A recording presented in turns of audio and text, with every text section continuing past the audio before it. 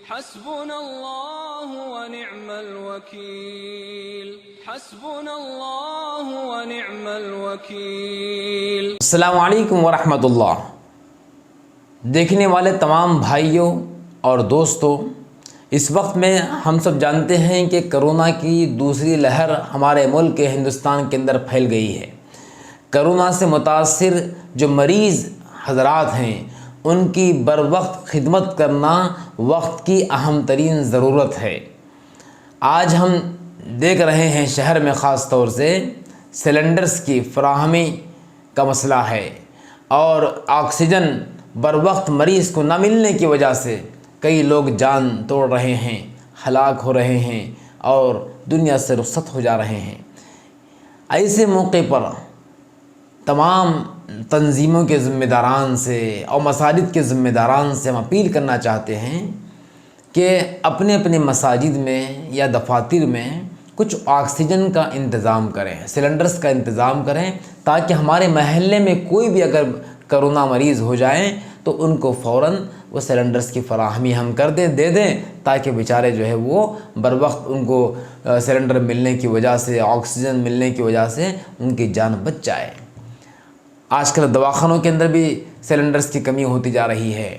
اور جو ہے بیڈز بھی دواخانوں کے اندر موجود نہیں ہیں۔ اگر کرونا مریض کو بر وقت آکسیجن مل جاتا ہے تو بہت راحت اس کو مل جاتی ہے۔ تو ہمیں جہاں تک اطلاع ملی ہے، اس وقت میں شہر حیدرآباد میں خاص طور سے اس کا بڑا مسئلہ ہے، تو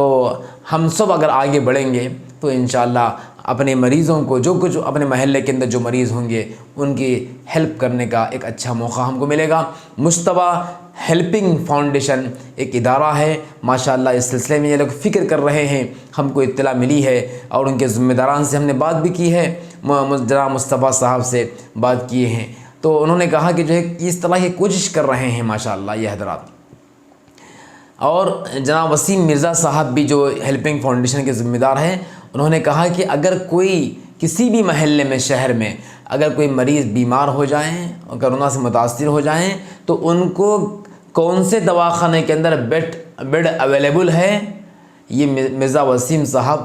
اطلاع کریں گے۔ آپ کے سامنے یہ فون نمبر آ رہا ہے مرزا وسیم صاحب کا۔ کوئی بھی اگر کرونا مریض سے متاثر ہو جائیں،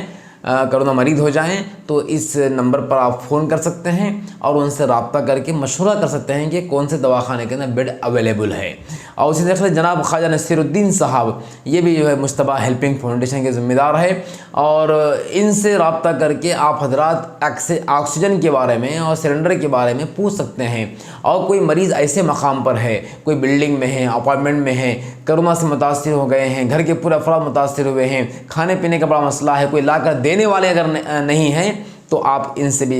اس سلسلے میں بھی جو ہے ان سے بات کر سکتے ہیں۔ جو بھی اس کے چارجز ہوں گے وہ چارجز کے ساتھ میں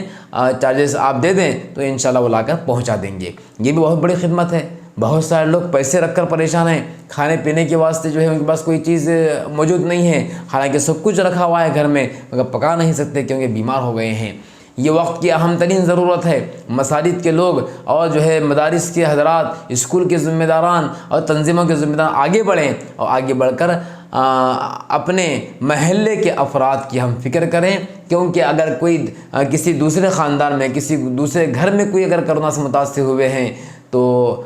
ہو سکتا ہے ہمارے گھر کے اندر بھی وہ بلا آ جائے، وبا آ جائے۔ اسی لیے ہم جو ہے اس موقع پر انسانیت کی بنیاد پر آگے بڑھیں، آگے بڑھ کر جو ہے ان مریضوں کی خدمت کرنے کی کوشش کریں، یہ بات دوسروں تک پہنچائیں، تاکہ ہمارے وہ بھائی جو مریض